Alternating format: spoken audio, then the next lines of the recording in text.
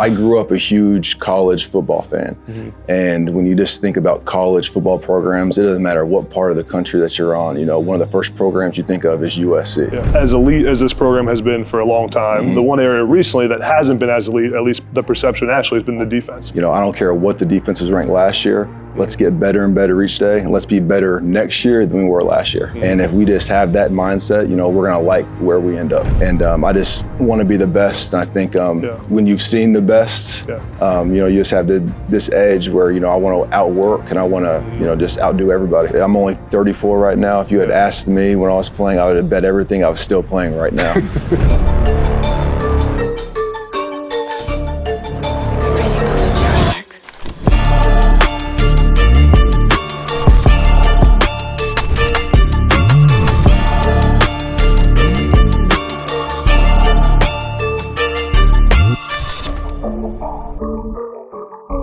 Before we get to the pod, I want to tell you guys about my favorite way to fire on sports, Prize Picks. Guys, I've tried all the different apps, sports betting, daily fantasy, fantasy sports. Prize Picks is by far the best way to get action on sports. On Prize Picks, you pick players instead of teams, so it's tons of fun, and if you know how players are going to perform, you can make tons of money. Each player has a set stat projection, and you pick more or less based on how you think they're going to perform. For example, Steph Curry, 20 points more or less. If you think he's going to have more, you pick more. If he has less, you pick less. You pair it with some other players, and you can win up to 100x your money. It's fun, it's easy, and you can have massive paydays. The best part is I have a $100 deposit bonus for you guys to try it out right now. Use my code ADAMB or the link in the description. You get a 100% deposit match up to $100. So if you put $100 in, Prize Picks will give you $100. Now you got $200 to play with. I'm telling you guys, I've tried it all. Prize Picks is by far the best. And of course, guys, supporting my sponsors helps me a ton, allows me to travel around the country. So it means a lot to me if you'd support Prize Picks using code ADAMB or the link in the description, download the app, and then get that $100 deposit bonus. Let's get to the pod. Coach, appreciate you taking the time. I'm excited to talk to you. How's the first 6 months at USC been? It's been good. You know, it's been a lot of change fast, but spring went good. It felt like the guys got better each day. We just started picking back up with the guys this past week. So we're excited about the direction that the team's going, and we're just prepared for camp right now. Yeah. What, take me back to when you got the phone call from Lincoln Riley, you were at UCLA to come be the defense coordinator here, you know, such a prestigious elite program. What was it about, you know, what did he say to you that made you want to make the jump? You know, he didn't have to say much. You know, I grew up a huge college football fan. And when you just think about college football programs, it doesn't matter what part of the country that you're on. You know, one of the first programs you think of is USC. And despite all the Heismans that are in this building, I still think of defense. Some of the best defensive players ever to play in the NFL were on that practice field. So to get a chance to be a part of a tradition and history in a program like this at this time going into the Big Ten, it was something I did not want to turn down at all. Take me through your first defense unit meeting. You're installing your defense. What's kind of like the principles or the culture, or what are you telling your defense about? This is what we're going to be on defense from a culture standpoint. The biggest thing I try to say to the guys is, you know, the scheme is flexible. We're always going to put the guys in the best position. But more importantly, it's not about the scheme, it's about how we do it. And that's just something I've been lucky enough to coach for different DCs where, you know, we've done stuff drastically different ways and had success still. So scheme is scheme. At the end of the day, it's about how you do it and how are you getting those guys to execute your scheme. So it's more about how we play. I was just talking to Coach Henderson as you were walking in about, you know, as elite as this program has been for a long time, the one area recently that hasn't been as elite, at least the perception actually, has been the defense. Is there anything that you've done specifically to kind of like flip that culture or that mindset, or kind of, you know, build that to, you know, ultimately end that narrative? We just want to be as process oriented on our side of the ball as we can. You know, we know what the outside's saying. We know what the expectations are. I had the same mindset I had when I got the job at UCLA. You know, I don't care what the defense was ranked last year. Let's get better and better each day, and let's be better next year than we were last year. All right, then let's be better the next year than we were the year before. Let's just keep on getting better. And if we just have that mindset, you know, we're going to like where we end up. I want to ask about your approach as a play caller on defense. I'm always interested to hear how coaches balance like taking risk and how you think about that on the sideline when it's, you know, a big third down, and you got to decide, am I going to bring pressure? Am I going to play off coverage? Am I going to drop 8? Like, how do you just kind of take us through how you process that during a game? I know there's a lot of analytics and prep that goes into it, but how do you approach the risk I'm part still a young DC, so there's still some stuff that I'm still figuring out, but I try to go into each game and I try to have a complementary package. So like, let's say it's like a 3rd and 8 or something like that. All right, whatever look that we have, I want the offense to be able to feel that, okay, they could be bringing 5, they could be bringing 6. All right, we could also be bringing 4, we could also be bringing 3. But we want it to look the exact same, and I don't want them to know when it's coming. I want to keep the offense on their heels. Yeah. Awesome. You've been around a lot of great players in your career, obviously, from when you played to now. What's something that you've observed that all those elite players have in common? What's a characteristic that you think they have? Everyone says this, but it's true. The higher you make it up in the ranks, the more mental the game is. So just being in Houston and coaching a guy like Jonathan Joseph, who's 34, 35, still starting at cornerback in the NFL, where you have an entire scouting department that's trying to find reasons to get rid of this guy. Yeah. But every single play, he's aware of what the down and distance is. He's aware of, all right, this receiver's in this split. This means that. They're in this personnel. This means that. We're in this call. I have help here. I don't have help here. He's always playing the game within the game. And the higher you go, especially playing on defense, it gets too hard to go out there and just play and just cover guys no matter where they go. You always have to be playing the game within the game. Yeah. When it comes to evaluation for recruits, whether high school or transfer portal, ultimately you make a lot of the final decisions on who you're taking on defense. How do you balance,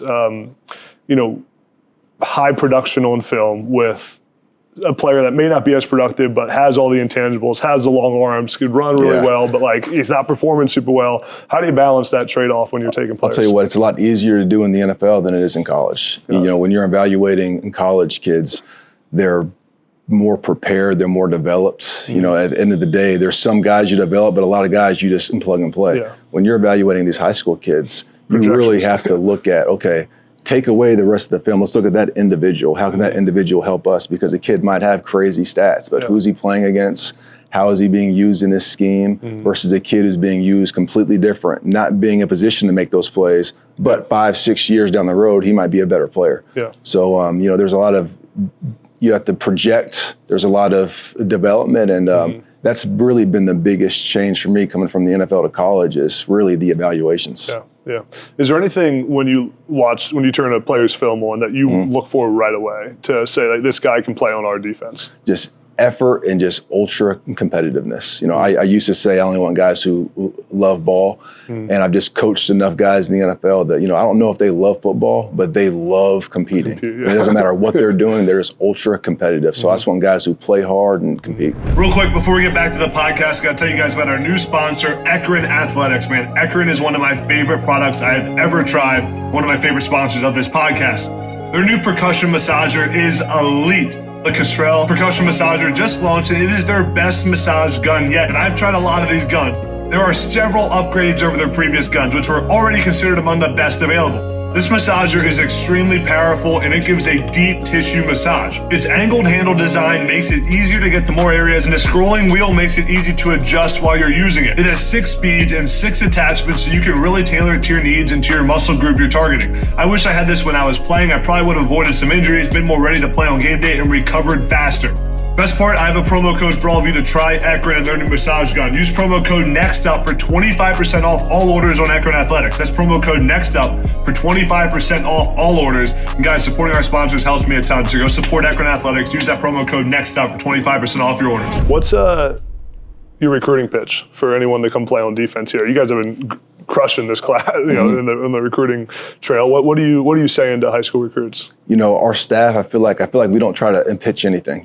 We try to be ourselves. We want the players to get a feel for who we are as people. And when we get them here in this building, we want to show them what we're doing on defense. Because I do think what we're doing on defense from a schematic standpoint, from a culture standpoint, is a little bit different than the other schools that they're talking to. Yeah. Is there, looking back on your career, I mean, this hasn't been that long, right? Only 10 years or so, right? Is there a moment in your career where you feel like you called a big break that allowed you, I feel like anyone who kind of reaches, again, the level you're at now, at some point you're like, something happens, and you're like, man, I'm gonna make it, right? I'm gonna reach to where I want to be. I would say Bill O'Brien giving me my first opportunity to be a coach in Houston. Yeah. I was a quality control coach for Rex. I was a quality control coach for my dad. And then Bill O'Brien was the first one who gave me the opportunity to really coach. And once I got a chance to really coach, just looking back, like my life has changed drastically. Yeah, that's awesome. We both played at Penn State. Yeah. I played for Bill O'Brien. Is there anything you learned during your time at Penn State or that you went through at Penn State that you kind of carried with you now the rest of your career? I just felt like, Penn State had a certain standard. On the field, off the field, there was a certain standard that everyone was held to. And when I left Penn State, I felt like if you upheld that standard, you were going to succeed no matter what you did. Yeah, you excited to play Penn State? I am super excited. That'll be a fun one, right? Super excited. That'll be great. Yeah. I wanted to ask you about kind of throughout your career, what do you feel like your competitive advantage has been as a coach? To get to this level? What do you think it's been that you've been better at than everybody else who wants to be the defense coordinator at USC?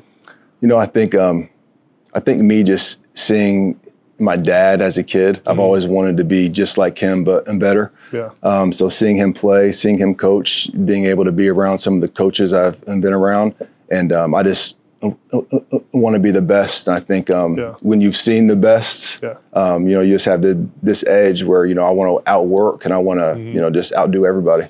I got to imagine that practice gets pretty competitive with Coach Riley. It does. What's it like working for Coach Riley and going against him every day in practice? I mean, it's one of the best, if not the best, play callers in college ball. So we see some of the best stuff that you're going to see in the fall. We see it in practice every single day. So from a preparation standpoint, we feel very prepared on defense, but it's fun. And from a defensive coordinator standpoint, you have to bring it every single day, because if you don't, he'll embarrass you. Yeah, and he'll let you know about it too. He will, yeah. I just asked Coach Henderson this too.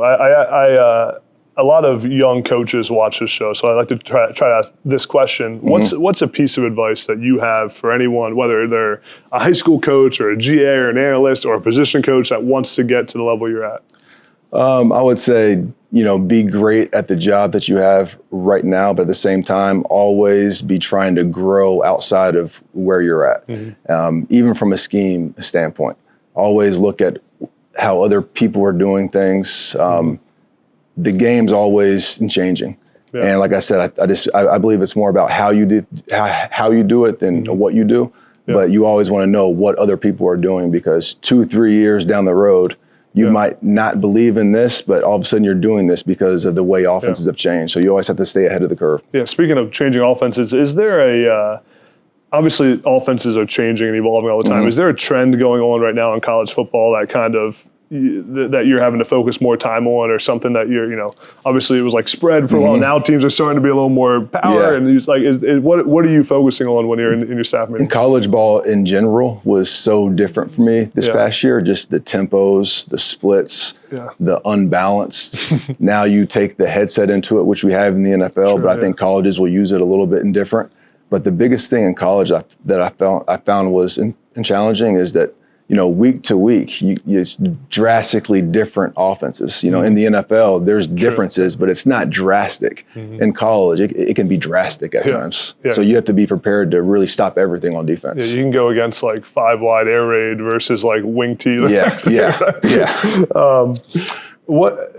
are you as a coach and for the USC defense going to define success in 2024? What are the goals you guys are trying to achieve? Again, we just want to be better today than we were yesterday. So let's just keep on getting better and better each day. And at the end of the year, let's pick up our heads and let's see where we're at. And I can, assure that we'll be better than we were this past year if we just have that mindset. Yeah. Last question for you, Coach. Appreciate your time. Is there I asked about kind of a moment you called a break in your career, but is there any time in your career where you faced some adversity and then you had to overcome it, and then how'd you ultimately do it? For me, I'm going to say it's when I got done playing. You know, I'm only 34 right now. If you had asked me when I was playing, I would have bet everything I was still playing right now. And I always knew I wanted to coach afterwards, but to have the game and taken away, you know, there was just a tough year where I just had a tough time accepting that. And, you know, I thought about doing some things outside of ball, but I was like, you know what, if I do something outside of ball, you know, whether it's real estate, whether it's in business, like let's figure that out while I'm still in football. You know what I mean? So that's why I started to coach. So I was like, in case I do anything else down the road, I want to figure that out while I'm still around the game. I still want the structure. I still want to be around the players. I still want the environment.